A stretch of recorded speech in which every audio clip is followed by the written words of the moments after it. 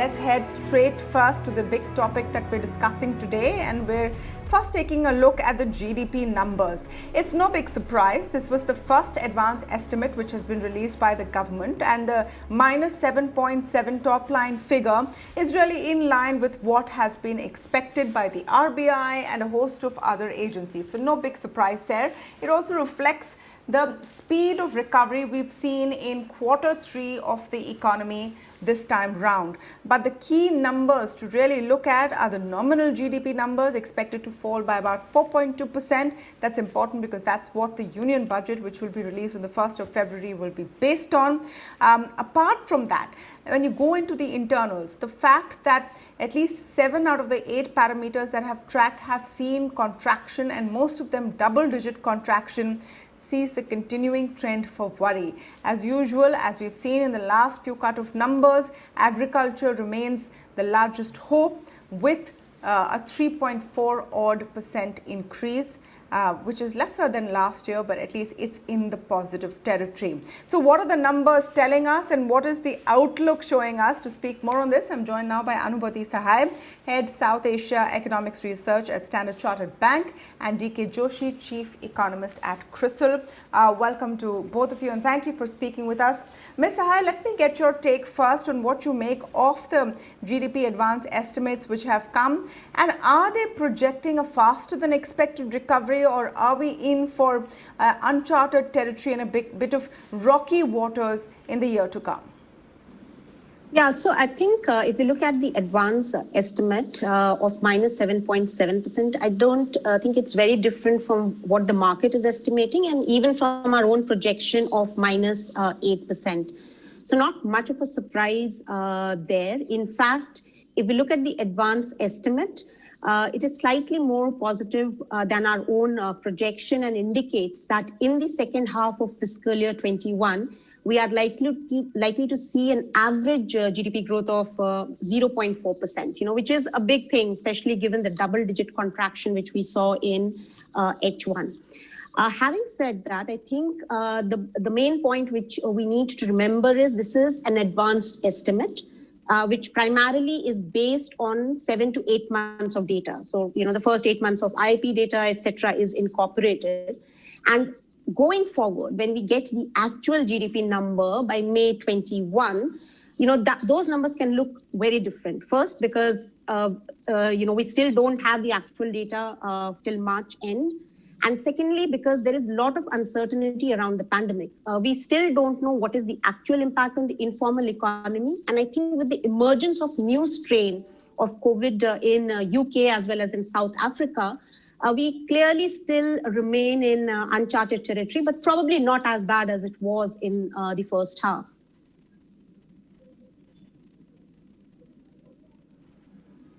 Okay.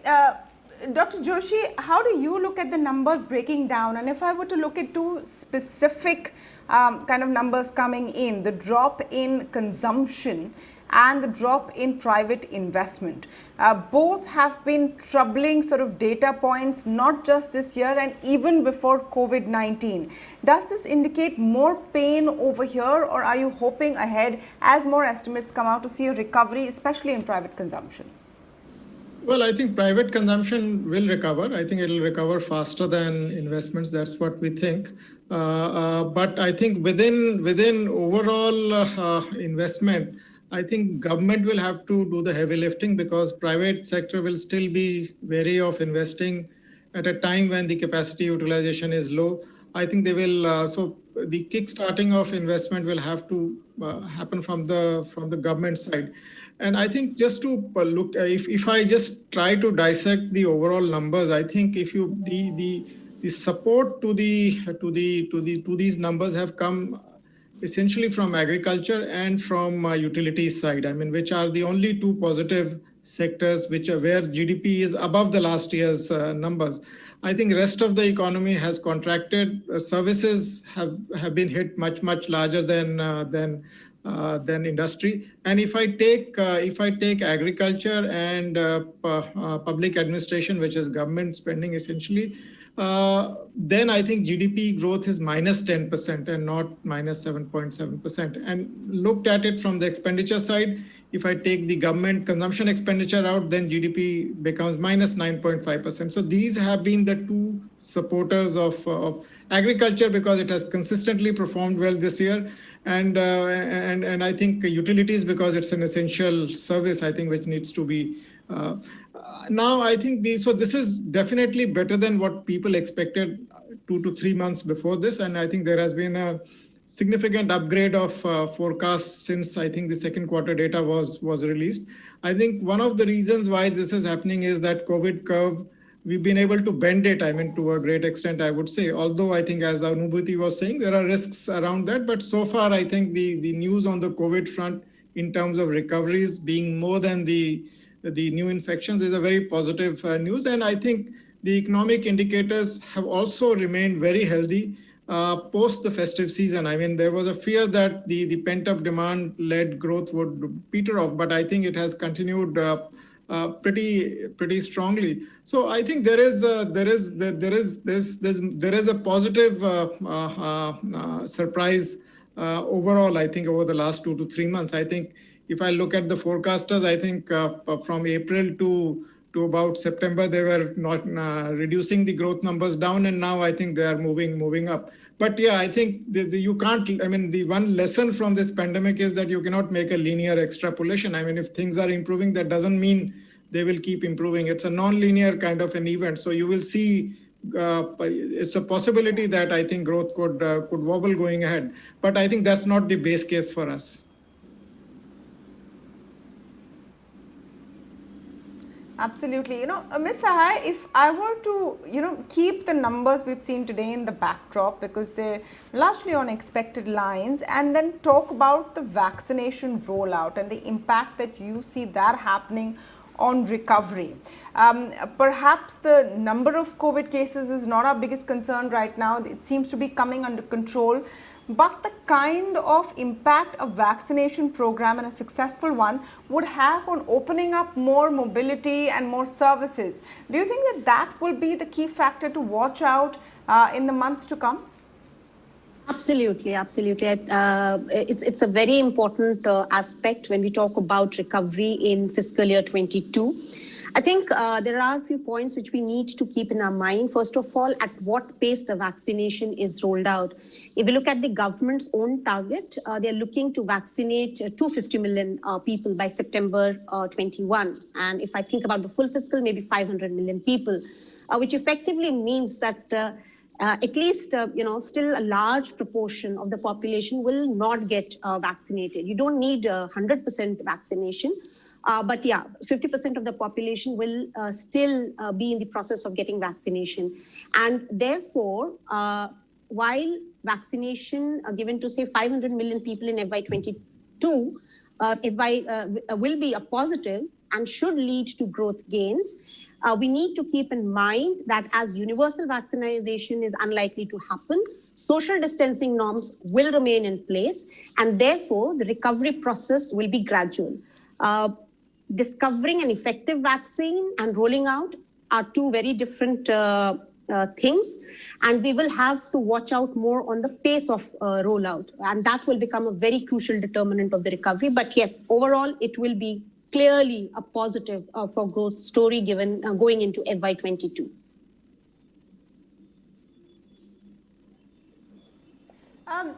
Mr. Joshi, is that the key component to look at? All of this time when we've spoken, you and I have spoken in the past, we've already and always talked about how unpredictable the COVID-19 strain is, how you could have a second, third, fourth wave which could derail the whole process. But with a vaccine clearly and multiple vaccine candidates clearly in play, does that sort of stabilize the picture going forward? Not in the short run, but I think, yes, over a longer period of time, I think vaccine will help reduce the R0, I mean the infection rate.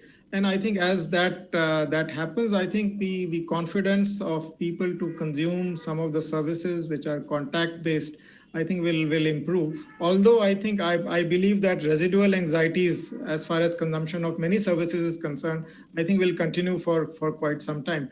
And I think you rightly said that having a vaccine and its rollout, I think these are two different things. I mean, if you look at the experience of US, for instance, I mean, they have enough vaccines, but I think the logistic hurdles are not allowing the smooth rollout of vaccination. So clearly, I think it's a pretty large, big logistical constraint as well. And the entire population, I think, obviously doesn't need to be vaccinated, because I think you will have, it's a combination of herd immunity and vaccination that will lead to normalization of economic activity. But I think as far as the next year is concerned, I would see manufacturing activities still chugging along, but services will take much longer. I mean, look at, for instance, the foreign tourists coming into India. I think that has virtually dried up, and that's going to take time to pick up. And even within the economy, I think people are still wary of using a number of services, and that's going to continue. And I think. Yeah, I think that's a broad comment I would have, and I think vaccination, there's good news on that front, but I think we need to wait for it to be effectively administered. I think to decisively bring down the infection rate. Right now, I think what's happening in US and UK. I mean, who would have imagined this situation 2 to 3 months back? I mean, there's a second wave which is far more deadlier than the first one.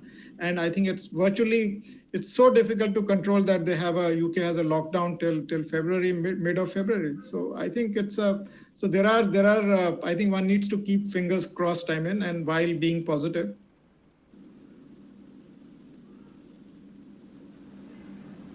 Fingers crossed and all options open. Keep all scenarios on your horizon. I think that's what business is doing as well, which is why we may see private investments muted this year as well, as major businesses would be in wait and watch mode. But thank you so much to both of you, Anubhuti Sahay and DK Joshi, for joining us and taking us through the big economic data that we've seen coming out today.